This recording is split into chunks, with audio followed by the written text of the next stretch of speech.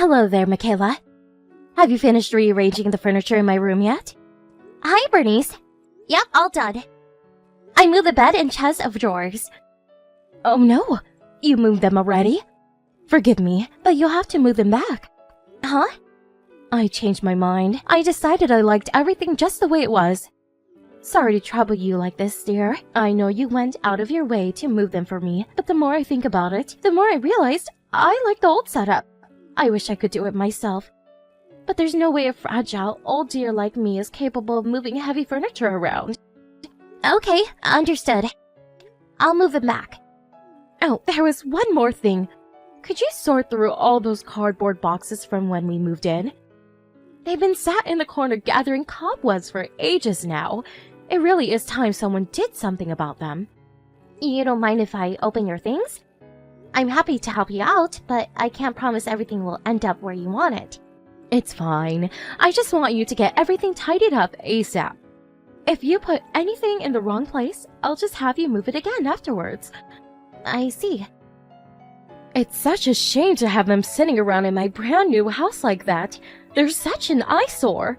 Oh, that mountain of dusty cardboard boxes in your room looks simply fantastic. They really set the mood. Said no one ever. You're such a big help, Michaela, darling. I'm so thankful we have someone with so much free time on their hands living with us. Bernice, about that. I'm pretty sure I told you this when I moved in with you. But I have a job. I know that, but you work from home, right? It seems more like a casual side job type of thing to me. Anyways, what's your point? It's not a casual side job at all. I'm a full-time employee, and my contract is just as valid as someone who goes into the office 40 hours a week. I just happen to work from home. Oh, really? That's fascinating, dear. Anyway, make sure you keep on top of your housework duties. I want this place sparkling. You don't seriously think you can make me, your mother-in-law, do everything around the house when I'm so kindly letting you live with us in our family home? Didn't you say we were gonna split the housework 50-50? I did? Oh, sorry, dear, I don't remember. Did I say that? Fred said you'd agreed to it when he explained our conditions to you. I must not have heard him. Forgive me, dear. I'm getting old, you know. I'm not as sharp as I used to be. I see. By the way, I like beef stew for supper tonight. Do you mind if I make it tomorrow instead? Why do you think I said it? I want it today, dummy. But I'm still not finished moving the furniture in your room back. And when that's done, you want me to sort through all these cardboard boxes, right? I don't think I'm gonna have time. It's a daughter-in-law's job to make time. When you married my son, you made a solemn pledge to serve this family with unwavering dedication and loyalty. I am your mother-in-law, and my word is law. It would appear your parents dropped the ball in the discipline department while you were growing up, but not to worry, we'll soon fix that. I'm going to teach you a thing or two about being a woman. So just do as I say, and we'll have you whipped up into a decent, respectable wife for my son in no time. But it's already 3 p.m. Which means you have at least 3 more hours to get done with everything up there. How about you get to work instead of grumbling about your responsibilities? Chop chop, darling.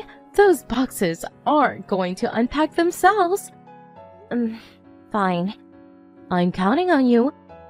I can't wait for my beef stew. Be liberal with the carrots. I can't stop eating them lately.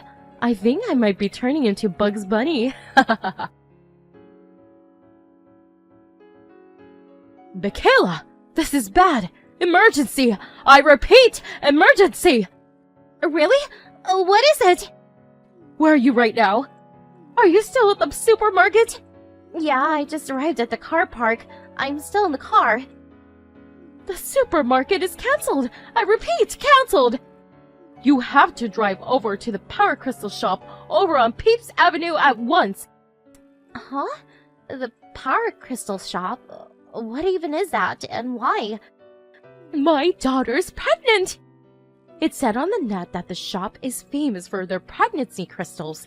Apparently, they encourage emotional release by helping clear blocked energy in their chakras. It said when expectant mothers wear them, they promote healthy childbirth and bonding with a baby. Which means you absolutely have to go and buy her some ASAP. Okay. I didn't really know that was a thing, but I guess I can go pick up some if that's what you want. And wow, that's great! Congratulations to Kaylee on the baby! Isn't it just? It's been donkey's years since we had such splendid news. Not only that, but she's already 5 months gone. Wow, 5 months? That means the baby will be born this year. Still, I can't believe she waited all this time to tell her own mother. That girl has always had a certain coldness about her. I guess everyone feels ready at different times. The early days are unpredictable. I doubt she was being cold. I bet she just didn't want to get your hopes up. She probably felt more comfortable telling you when she knew things looked certain.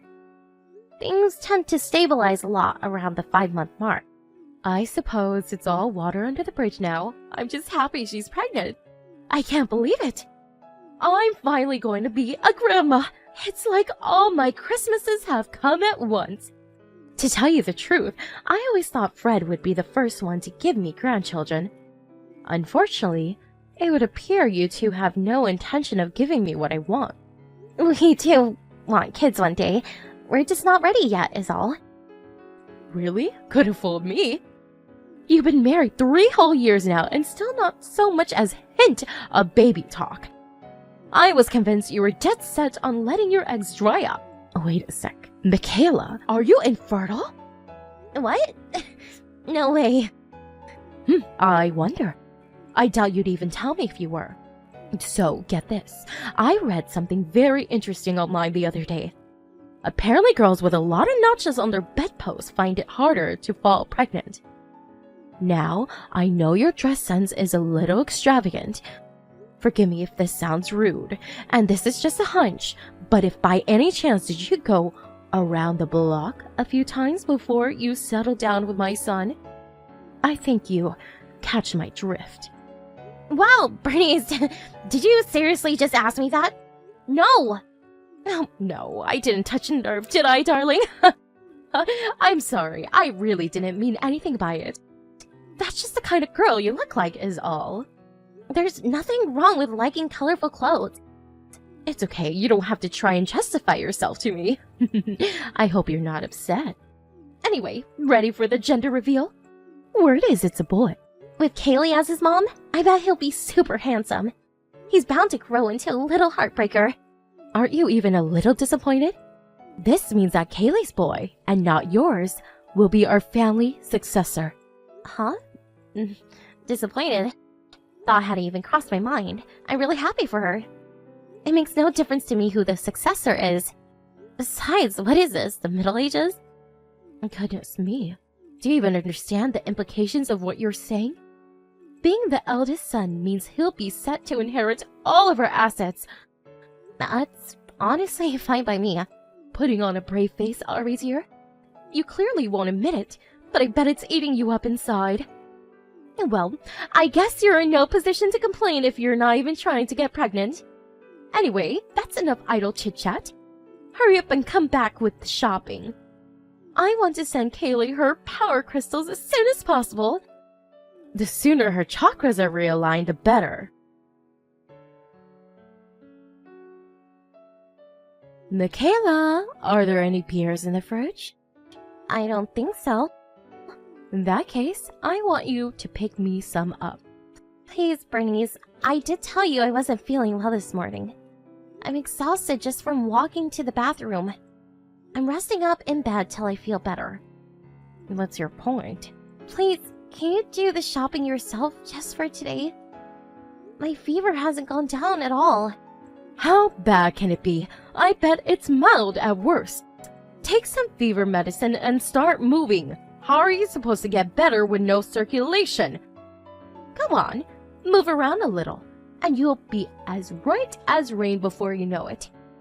A trip to the store to pick up my beer sounds like just what you need.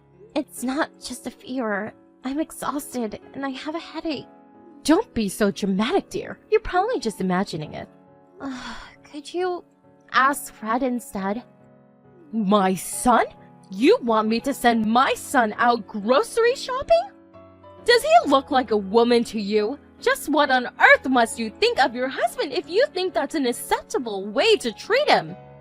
I suppose I shouldn't be surprised. I heard you even make him do housework sometimes. Why don't you make him wear a dress while you're at it? How do you sleep at night? My son works day in, day out to make sure you have everything you need, and you repay him by treating him like your errand boy maidservant? It's time you got your act together, young lady. Me and Fred agreed to split the housework because we both work full-time. Do not compare your job with what my son does. I've seen you working on your laptop in the kitchen. I'm not sure exactly what it is you do, but it always looks like you're playing video games or watching movies to me. Do not take advantage of his kindness. Start treating him with more respect. Can you just give me a break for one day? Point taken loud and clear. I suppose I'll have to go and pick up the beers myself. You know what? Fine. I know firsthand what a slave driver you are now. I'm sorry. That's okay. What do I care? You'll be leaving soon. Wait, what? Leaving? My daughter will be coming to stay for a home birth. Kaylee? At the house? Oh, I can't help but worry about her. What with it being her first and all. I'd be failing in my duty as a mother if I wasn't there to support her when she needed me most. So, she's coming to stay here? Are you stupid, girl? Yes, obviously here. My house that my son had built for me. Where else would she do a home birth, dummy? I want you gone while she's here. She'd feel uncomfortable with a stranger like you hanging around. What are you talking about? The only one who'll be leaving is you. What am I talking about? What are you talking about, Missy? Are you on drugs? I know I told you to take some medicine, but I didn't say drink the whole bottle. I'm the one who had this house built, not Fred. If you're gonna try and kick me out of my own house, then you can get the hell out yourself. Stop it, dear. I'm creasing up here. How could a low-income peasant like you possibly make enough to afford to have a house like this built? I bet you have pocket change at best with that poxy little job of yours. My salary is double Fred's. I knew it. That fever must be making you delirious. Get some sleep and stop talking nonsense. Actually, wait. You need to get your things together first. I'll be handing over your office to Kaylee to use as your bedroom. I want you gone before the end of the next month. I can't wait to live with just my family again. It's going to be so refreshing not to have any unwelcome strangers hanging around for a change. Got it. By the end of the month, right? Don't worry. I'll get everything together. Michaela, what's going on? Where are you? Out for dinner. The front door won't open. My key won't fit in the lock for some reason. Hurry up and get back here. No can do. Me and Fred just arrived at the restaurant. We're gonna enjoy our meal in peace, thanks. What am I supposed to do then? Hang around out here in the yard until you two finish eating? It's fine. You don't have to wait around. In fact, it's probably best that you don't. You don't live there anymore. Excuse me? The reason the door won't open is because I had the locks changed. You won't be going inside again. Oh, and I'll call the police immediately if you do anything stupid like breaking the windows to get in. I have a camera linked to an app on my phone, so don't think I won't know. I must say, Bernice, you look a little panicked right now. Oh my god, you're watching me? Ugh, so creepy. Wait a sec, is this because I gave you your marching orders because Kaylee's coming home? I'd be lying if I said it didn't play a part. You're the most wicked, malicious person I've ever met. How could you do this to me and Kaylee? This is our first child we're talking about here. Wouldn't you feel bad for her as she couldn't come back to the family home for birth? Like I said before, it's not the family home. I had it built with my own hard-earned money. It's my name on the deed, and you only live there because I was letting you live there.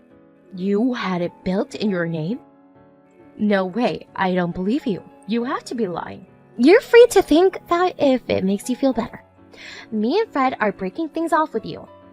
We put all your stuff together and left it in a rental storage container. The key's in the post box, so take it and get lost. You took all of my things?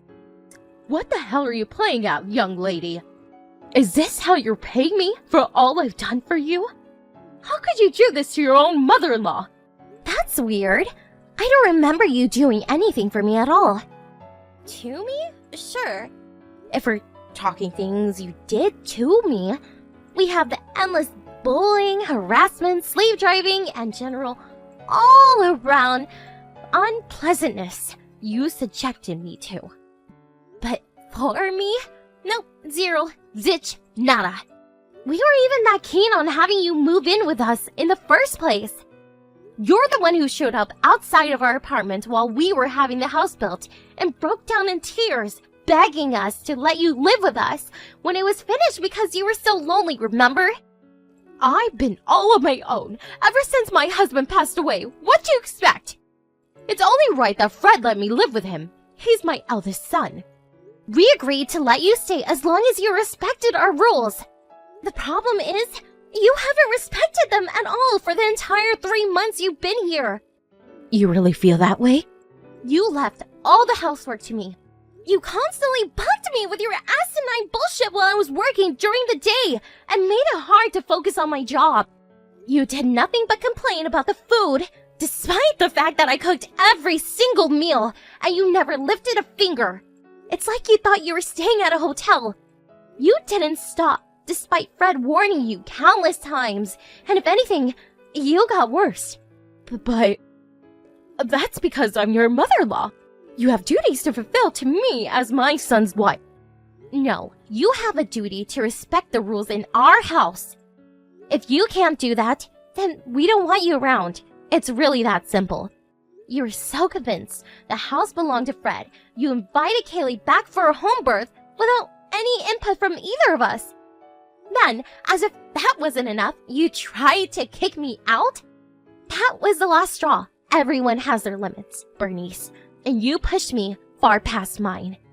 Something tells me you have no idea how good you had it these past 3 months. You will soon, though, because the freeloading ends here. Michaela, Fred won't answer the phone. You're together now, right? Will you tell him to pick it up? Sorry, no can do. He just blocked your number. I'll be doing the same. No, wait. Please, Michaela, don't you think this is a little dramatic? You can't be serious about breaking things off with me. That means we never see each other again, you know? I'm a veritable ray of sunshine. Can you imagine how gloomy your lives would be without me in it? It doesn't even bear thinking about. Right, of course you don't want that. Let's all calm down and get together to talk things through, shall we? I think we're all just misunderstanding each other here. Yes, that's it. This is all one big misunderstanding. Bernice? And ray of sunshine? Try torrential downpour? Go on. What are we misunderstood on? Neither of us have anything to say to you. You had ample opportunity to change your ways. Fine, I admit it. I probably over-relied on you a little at times. But surely the birth of Kaylee's baby is a different matter? Why should she suffer the consequences of our squabbles? Please, will you at least let me stay at the house until the baby is born? No way. If we let you stay, you'd hang on for dear life when it finally came to leaving. You kick and scream and it'd be one big bothersome shit show. No thanks. We can do without the drama. Sorry, dear. I don't remember. Did I say that? I can see it coming already. Like how we are letting you warn your way back in. Please, I never say those things. But those are direct quotes. 2 of your favorite lines. Don't you remember them either? You have an awfully selective memory. I don't trust you one bit. Besides, I heard from Kaylee. She said she wanted to stay in the hospital, but you insisted she had to do a home birth. She hadn't even considered the idea before you started barking orders at her. I thought she might change her mind if we got the place ready for her and made everything to her liking. She already has her eye on a maternity hospital. She says she's gonna do the birth there. Which means you don't have to worry yourself with the home birth stuff anymore. And you don't need to be at our house for a second longer. Now go find yourself somewhere else to live and stop bothering us. Michaela, I'm so sorry. Oh? I admit I was at fault. I treated you unfairly. Please forgive me. I'm begging you. Please let me carry on living at the house. You still don't get it, do you, Bernice? There isn't an issue of us forgiving or not forgiving you. There is an issue of us kicking you out of the house and cutting you out of our lives for good. Don't say such horrible things. Look, I admit it. I might have said the occasional horrible thing to you myself.